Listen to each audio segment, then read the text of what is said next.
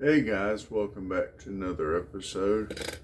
Um, First off, let's talk about my new format.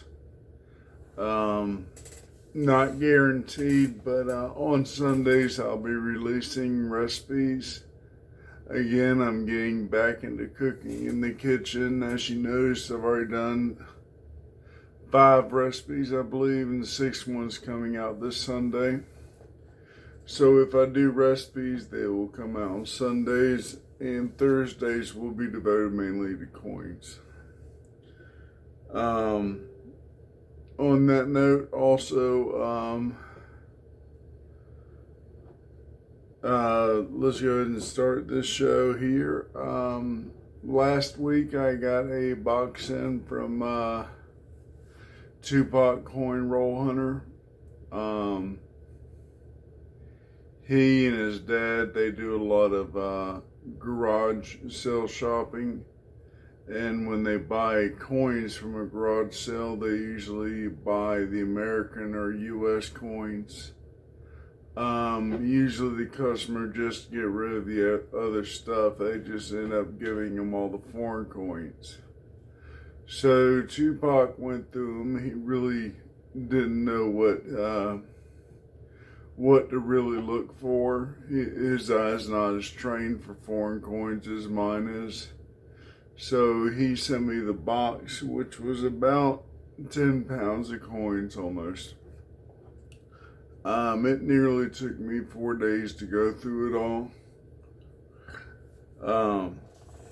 The reason why I didn't do my intro before, because I wasn't sure what to expect.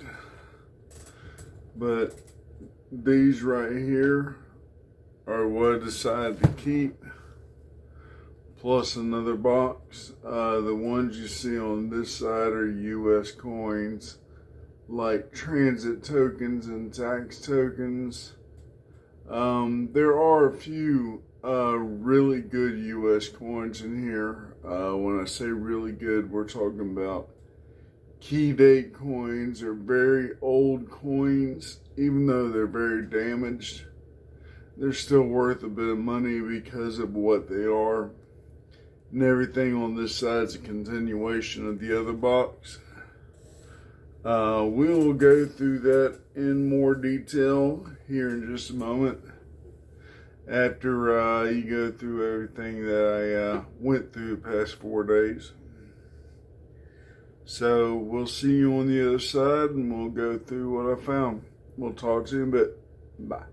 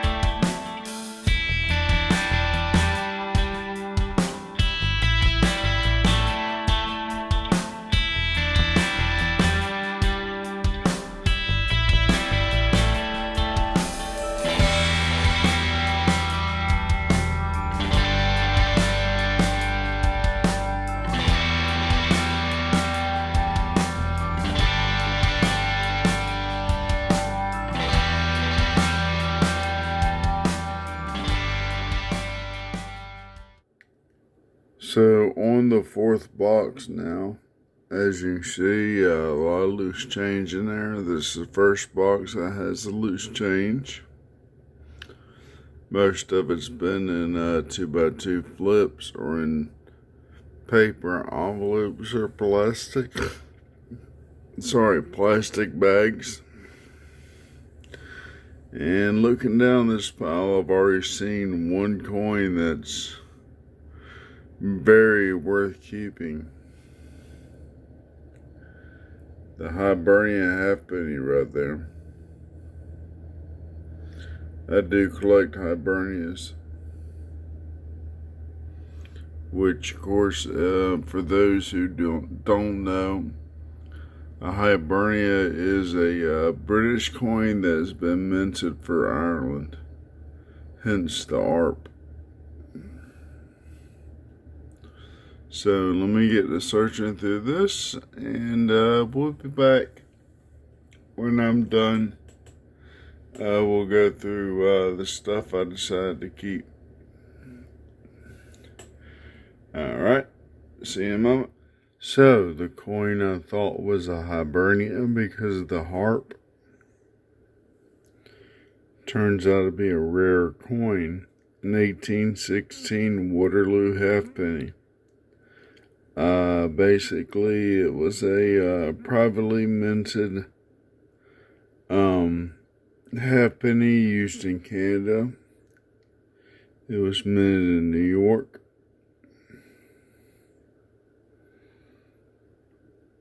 And a very hard coin to find, especially in the wild. If I can get my hand to flip it over. The harp on the back is an 8-string, 1-leaf harp, which is one of the rare ones. Putting this one in this condition about $60. Pretty good coin to have, so I'll put that in my collection with the Canadian pre-Confederation coins.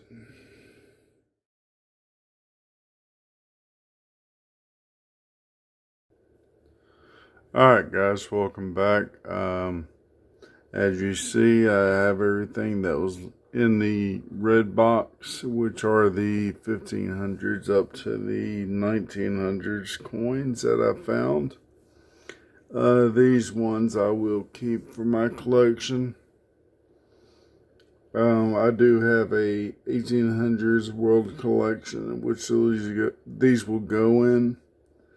I will be adding the some of these coins to their corresponding collections.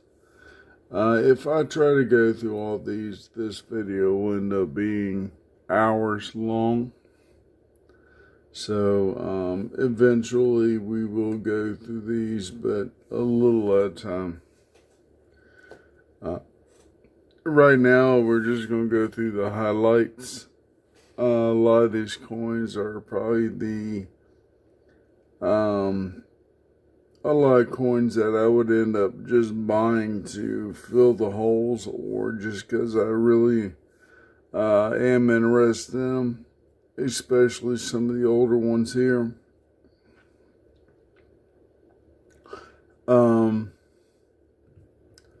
Some really great coins here, actually. Great for any collector. So we'll start off 1569 Great Britain sixpence. This is a hammered coin. Even in this ugly condition, this is probably how they looked when they hammered the coin. You really can't say that this is in bad or good or mint condition or anything, because literally when they hammered these coins, they almost look like this. So you kind of guesstimate on a condition. A coin like this, being Queen Elizabeth I, as popular as she was, you can go for $50 to $100 depending on the collector. Again, you see the value. You may not get the value. It just depends on who wants to buy and how much they're willing to pay for it. So this is the 3rd or 4th issue, minted in the Tower mint, which is called the Royal Mint now.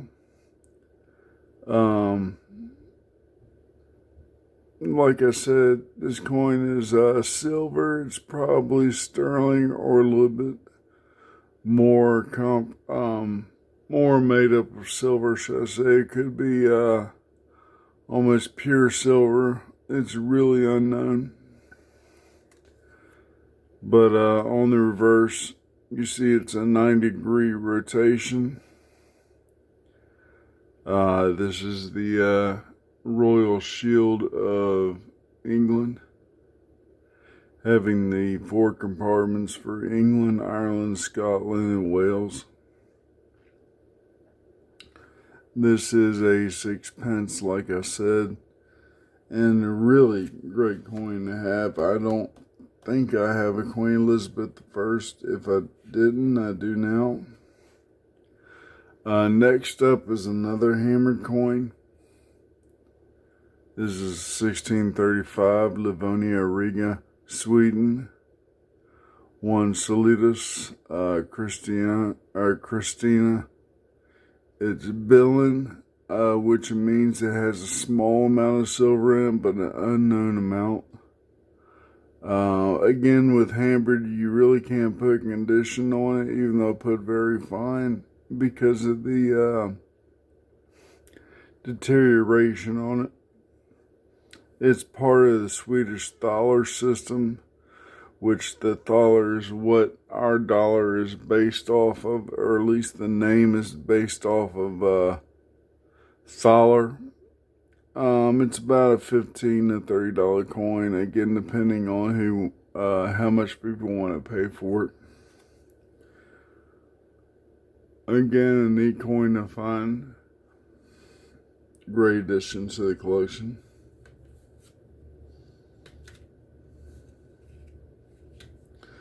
Next up, a Irish halfpenny, King James II. You can see the bust right there. It took me a while to figure this out because in Latin it says IACOBVS, meaning Jacobus II. So Jacobus didn't ring a bell, but apparently Jacobus is Latin for James. So King James II. If you ever find a coin with a harp on the back, that is representative of Ireland, hence the harp beer. It's an Irish beer.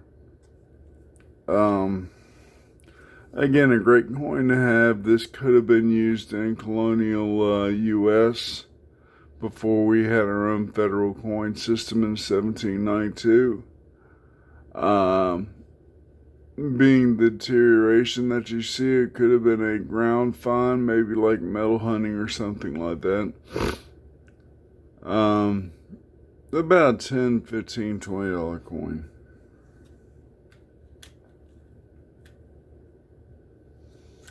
Alright, next up, a Bolivian real. And the only reason why I believe it's Bolivian, actually I do a lot of research on this coin. You got Carlos III on there, which is Spanish for Charles. Again, going back to the story of the research on this, if you look on the reverse, I had to do a lot of photo matching to this, the flat top to the shield instead of a curved top. At the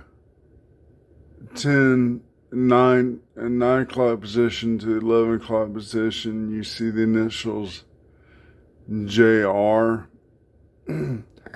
JR is the Sayers initials. I think it was Juan and Raul or something like that. I forgot their names, but they both worked together from 1774 to 1778 in the Bolivia Mint. Before the J, you see one R, meaning 1 real. So, putting that together, being this is 1776 NJR, this coin may have been minted in Bolivia. It could have been another South American mint that just came through the Bolivian mint. The reverse would read Hispan, meaning Spain.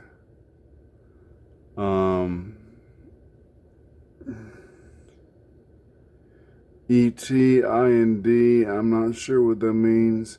Rex, meaning Royal. PTS, which is the mint mark for Bolivia. 1R for 1 real, and J and R for the assayers' names. It's a good to almost good to poor condition. It's on the low range, and it's hold, so it's damaged, but it still would gather about $20 in market. This will be going to my Reals collection. And of course, the Irish coin will go to my Irish collection.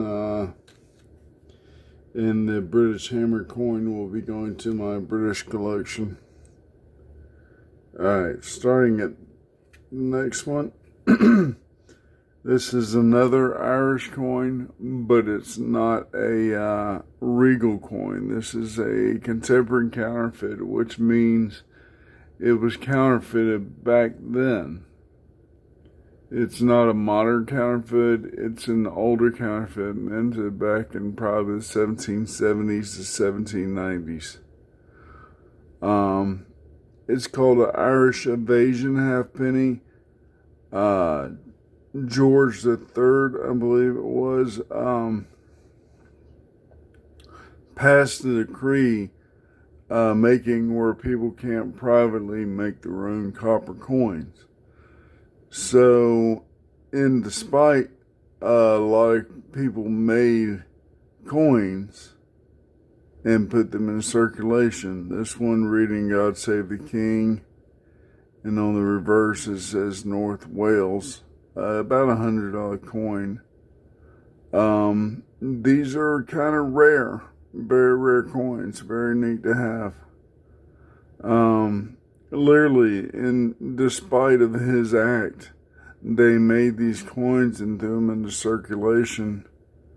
Note, you see it's the Irish harp on the reverse, but it doesn't say Hibernia, it doesn't say the year like it's supposed to. It just says North Wales. And, again, this by deterioration, it looks like a ground fine. But a great coin again to have. It's a lot of history behind this coin. And I'm not sure how many they know to exist of this, but it's apparently extremely rare. Going on to the next, 1797. This is the smaller cartwheel. This is not the 2 pence. This is the 1 penny, which I have a couple of 2 pences. One of them NGC graded and slab just to preserve it. It has a little bit of rim damage on it, but still. There's about $2.50 coin because of the condition it's in. You can barely see the bust of King George III. I have one of these in a little bit better condition, but still, this is a neat coin to find in a free box of coins. Get everything in date and put them in order. Alright, so next up. Alright, so when I was talking about the Irish Evasion coins, this is a about the same thing but made in Canada. It's a Waterloo halfpenny. It's usually found in Canadian, like I said, or Canada, like I said, but it does have the Irish harp on the reverse. The obverse says the illustrious Wellington. Its rarity is 77 out of 100, meaning 100 being the most rare. So this is in the higher end of being pretty rare. These come in a lot of varieties. This one is the 8th string with the 1 leaf on the harp. They can reach about $50 to $100. Again, free box coins. Great coin to have right here.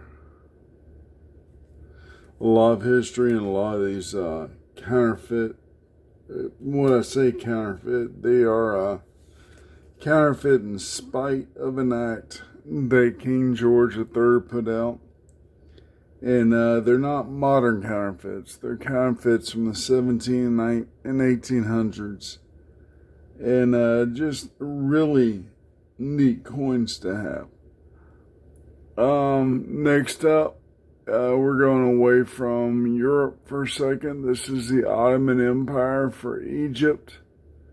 The only reason why I know it's Egypt is a little bit of script on the back there.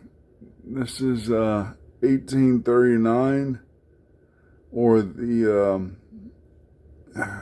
I forgot what they call these years, but it's 1255, year 2 of the 1255 reign. It's a 6 carus, and I thought for real that this was a copper coin, but this is actually a almost a 45% silver coin. Is really, really toned.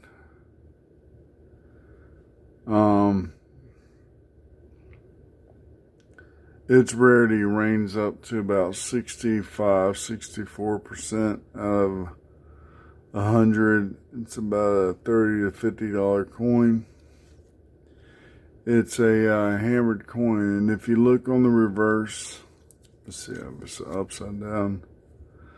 That mark up top is a Islamic 2. It says year 2. This curl right here means Egypt. Down at the bottom is 1255. Apparently there was a something that happened in 1255. I believe a reign started. An emperor or king or whatever, a sultan.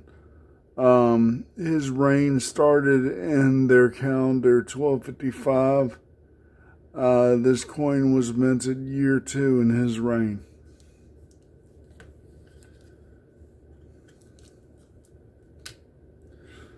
Let me see, 1839, 1851. Okay, let me catch up dates here.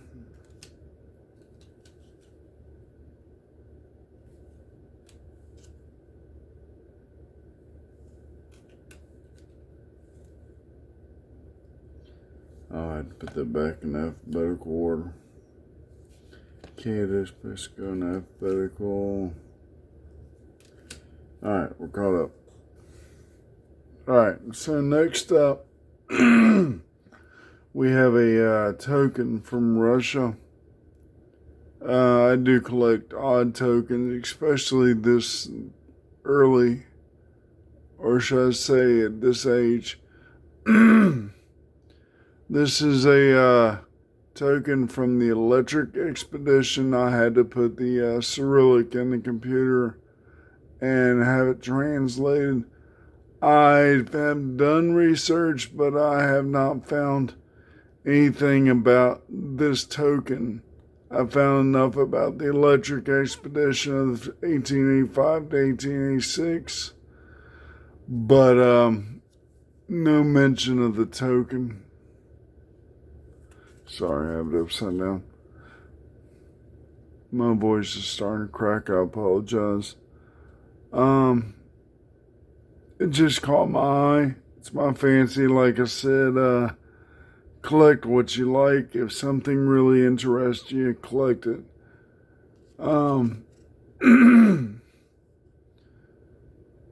I believe, I'm not sure, I just put a $10 thing on there because I think that's what it's worth, because most tokens during the late 1800s can fetch about $10. Speaking of which, another token. This is a, to find these without a hole in it is extremely rare. They say nearly 90% to 95% of these were holed, pretty much. It's a rarity of 86 out of 100. This is mid to late 1800s Italy. This is the independence of Italy. They celebrate Garibaldi. He was very important in the Italian independence. His birthday was 4th of July. Odd enough, 1807. So this is a celebration when he passed away. I'm not exactly sure the full meaning behind this medallion. Very small lettering. I can't really tell if I got one way or the other. But literally this talks about liberty of Italy. Alright, going on to the next. This is the first coin that I have ever found that says it's under the reign of King Edward XIII. King Edward XIII did not reign for very long at all because he wanted to marry a Hollywood actress that was, I believe, twice divorced, and it's against royal decree that a king should marry a divorced wife. Or vice versa. Even though Charles is divorced and remarried to Camilla and all that stuff. I don't know if they'll still enact that decree and pass the crown on to his son. But anyway, getting back to this coin, it's a British East India from 1936. 10-cent coin. It's not many countries actually made a coin under King Edward XIII. It's very hard to find them if they do. I know Canada and England and a few other countries, they put a dot on 1936 because he stepped down his brother, King George the Fifth, or what I think King George the Sixth stepped up and took over. So this video is running a lot longer than I expected, so we'll probably do this other box and the American coins next week. Let's finish up with this. This is not a coin. This is exonumismatic. It's marked March 16th, 1847. It's a pharmacy weight. It's a apothecary weight, what they call it's in the Queen Victoria era. It's from the Warrnambool district. Its weight is 2 drams.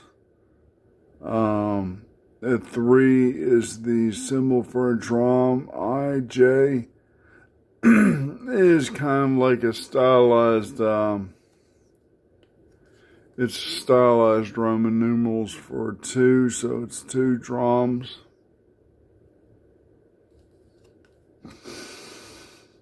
Which equals about 40 grains. Again, a lot of history behind this, being not a coin, but more of a, just an apothecary item or something like that. It's pretty cool to have. This would be great to give to a pharmacist or a doctor as a gift or something like that, because they're very collectible from the medical field. Alright, so like I said, I've dragged this video out a little bit too long. So I will end up making a second video on this box alone, which will be out next week.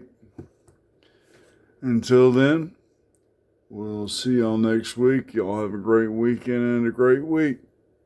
Later.